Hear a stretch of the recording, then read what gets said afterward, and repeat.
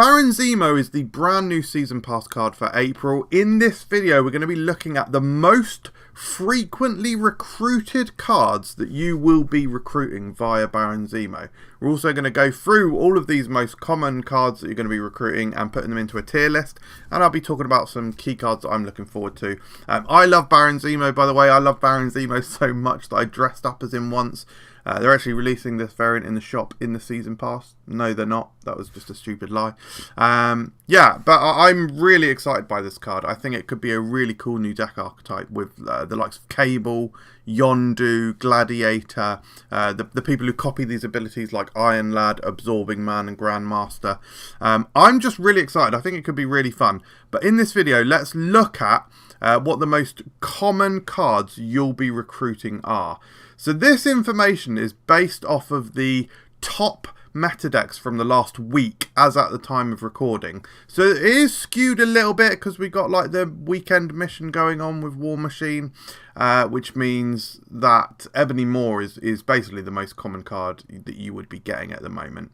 But there is other stuff in here as well. So this is from basically the top meta decks, and it's, you know, more often than not, you're going to be recruiting either a 1 cost or a 2 cost. In some situations, maybe you'll hit like a 3 cost. I mean, obviously you could really high roll and hit some higher stuff, but these are the most likely ones that you'll be receiving. And you can see the percentages here. It's really hard to do the mathematics, to see exactly what the frequency that you'll be hitting some of these things are. But the percentages on screen here are the percentage that these cards are seen. So you're definitely going to be seeing Nebulas, Blades, Nika Minorus. These are cards that have been mainstays in the meta for a while. You're definitely going to be hitting Jeffs and Zabus, you know, probably frequently. The 2 costs are less likely than the 1 costs. Typically by turn 3, if you're playing Baron Zemo on turn 3, you're going to probably be pulling a 1-drop. They probably wouldn't have pulled or drawn all of their 1 costs out of their deck yet. But that does bring in the question of, are you going to hold off and play Baron Zemo later? Anyway, let's move over to the tier list now. So this is all of those cards, and let's see how they're going to feel. Like I say, this information is skewed because of War Machine at the moment. So we've got Baron Zemo, we got Ebony Maw in here. I think Ebony Maw will drop off. But anyway, if you pull Ebony Maw, you've got the 5 power from Baron Zemo, so you've got a total of 12 power, and you can no longer play in that location. Generally going to feel a bit meh, I think. You're probably not going to feel good about that. It's weak to Killmonger, although they're not going to be playing Killmonger if you pulled this out.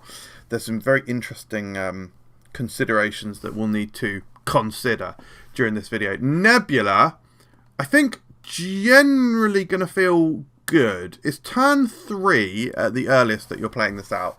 So they've got a few turns to actually play there, but you're putting on a little bit of pressure, it's a little bit of control, and you've just played a 3/6 power. You're definitely not going to feel good about pulling Nebula. Blade, generally probably meh. You probably don't want to be discarding your tools. That being said, if you are playing Baron Zemo in like a thief style deck, maybe you're going to have extra resources. So maybe it might not feel too bad, especially if you're stealing their cards. Maybe you discard your own, like an Apocalypse that you've stolen from them via Cable. Might feel good, because you have just played 3/8 power. I'm gonna put Blade in good.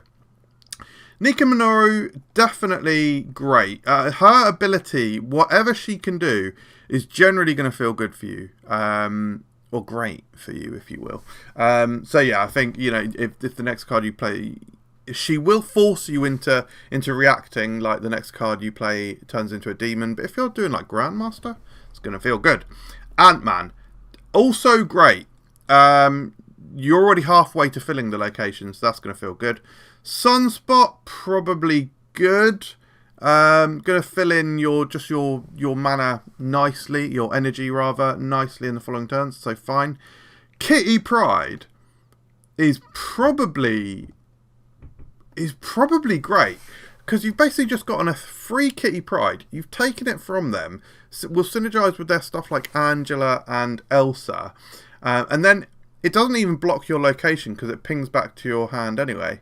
So Yeah, I think Kitty Pryde is probably great. X-23 is it good?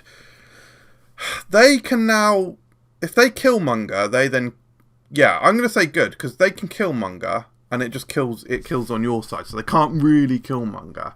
Well, they can. Going to synergize better with their deck, etc. But yeah, I think it's good. Time Stone. Is Time Stone one of the best things you can draw from their deck?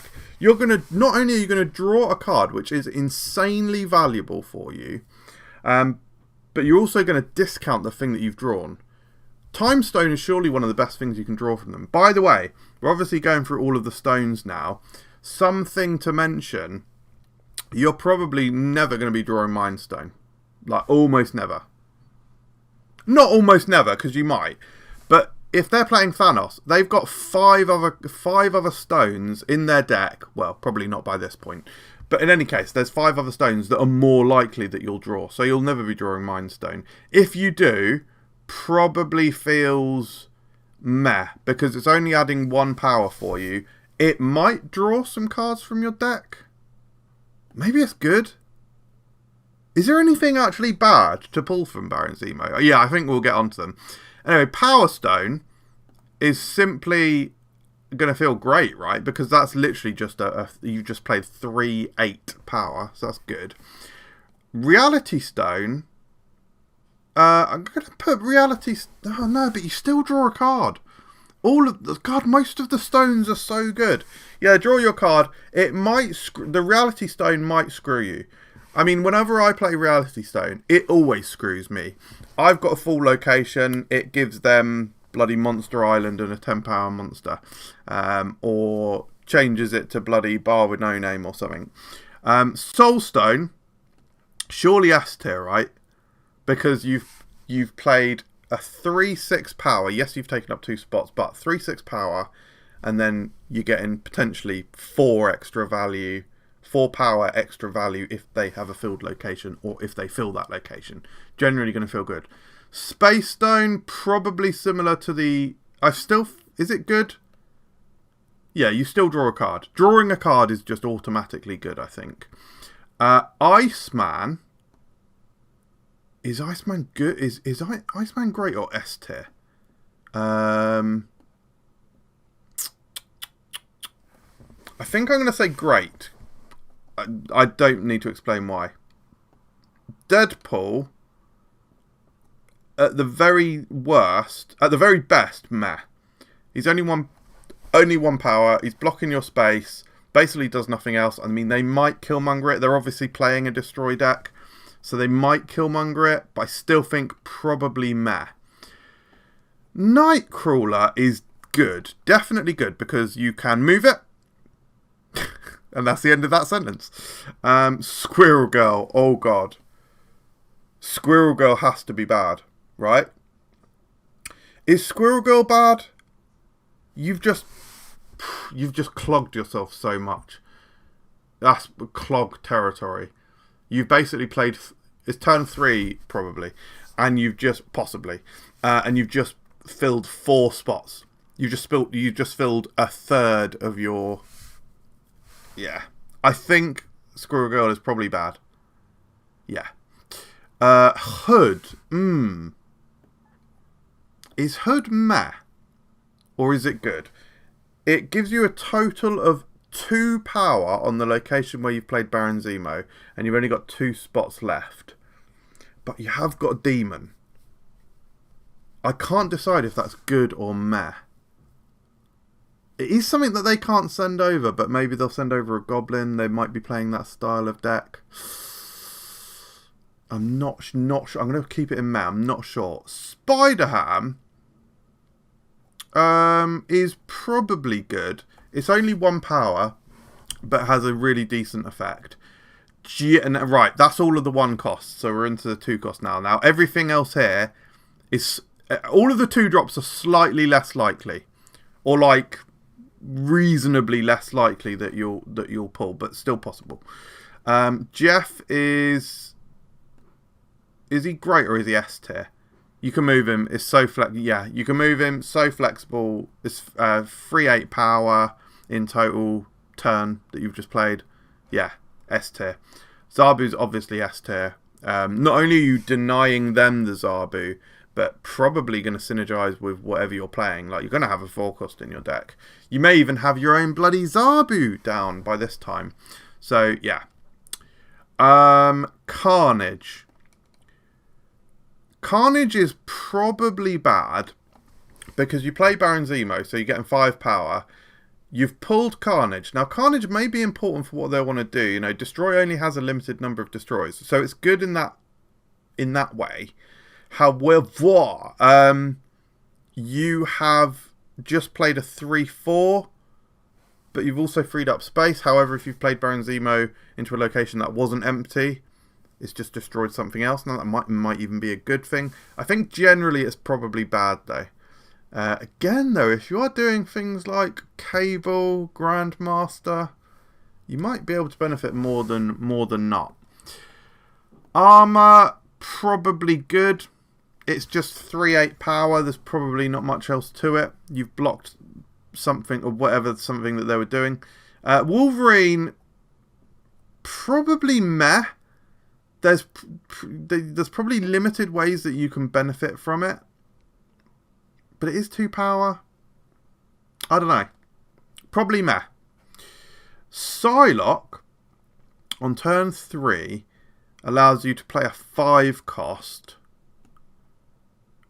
I think probably going to feel great more often than not. Hulkbuster, I think, is definitely great because you've just played a 3/8 power, and it hasn't taken up a spot. Seems good. Forge, definitely great as well. The next thing you play, you're just pumping in power. So again, we feel good about that. Collector synergizes with your own deck. Probably. I say probably. Bloody probably. Synergize with your own deck, probably just good. And then, right, now we're on to now these 6 cards really are bloody less likely. These are massive high rolls.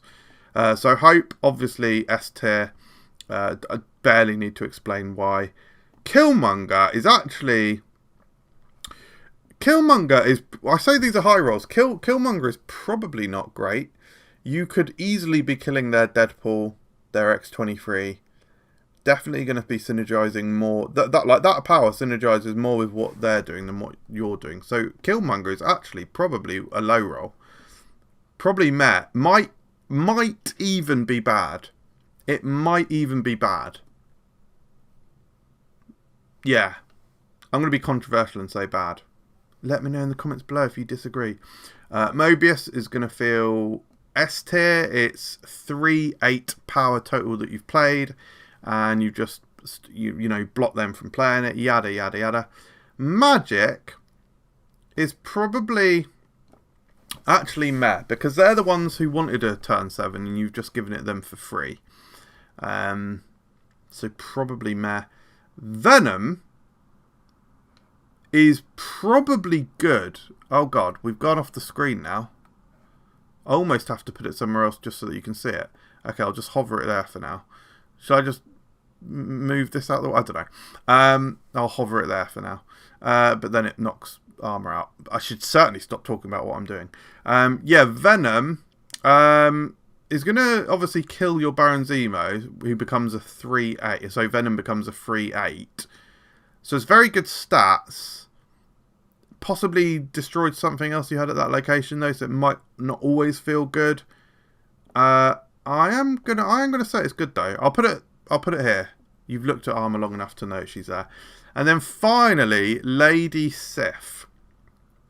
It's going to discard your biggest thing, which is probably quite bad. Again, unless you are doing like the Cable vibes and you've nicked their Apocalypse, something like that. I think Lady Sif is rarely going to feel good because she's going to kill possibly the next card that you're about to play. That being said, it's a 3/10 power play, which is really strong. I'm going to say meh, because it potentially blocks, well, it does block one of your future plays, unless your hand is empty, and I don't know, but it's good because of the power there. Anyway, that's the end of the video. That's the end of the video. Is it? No, I was going to talk about... It's not. I'm terrible at making videos. Don't know why anyone would ever watch or subscribe to this channel. You're not, to be honest. No one's watching this far, no one's subscribing. Anyway, cards that I really like with Baron Zemo, or when I say like, envision liking. I cannot wait to play this style of deck, because we've had these tools which thieve from them or steal from them or draw stuff out of their deck, but it's never quite come together cohesively, and I feel like Baron Zemo is the card that breaks the camel's back, if you will.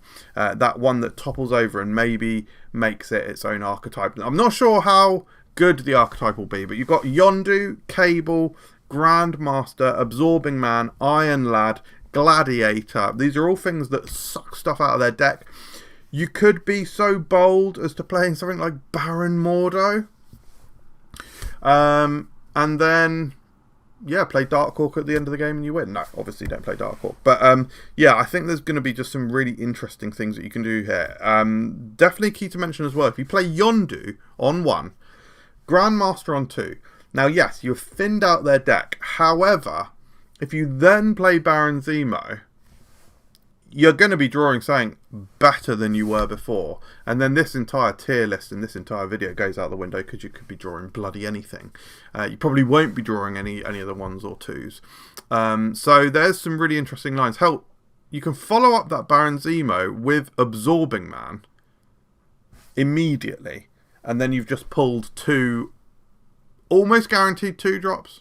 Like the Yondus, whatever they've got in their hand and have drawn by that point in the game, they've probably, and along with the Yondus, they've probably blasted all of the 1 costs out of their deck. Maybe there aren't even any 2 costs left. So you Baron Zemo and then Absorbing Man, boom, you get a free 3 cost from them and another free cost, or maybe a 4 cost from them. It could be really big. Then by the time you've done that, you could Cable on 5. I don't know. I just think it's bloody interesting, guys. Anyway, what do you think? Let me know in the comments below. I hope you enjoyed this video, and I'll see you next time. Cheers.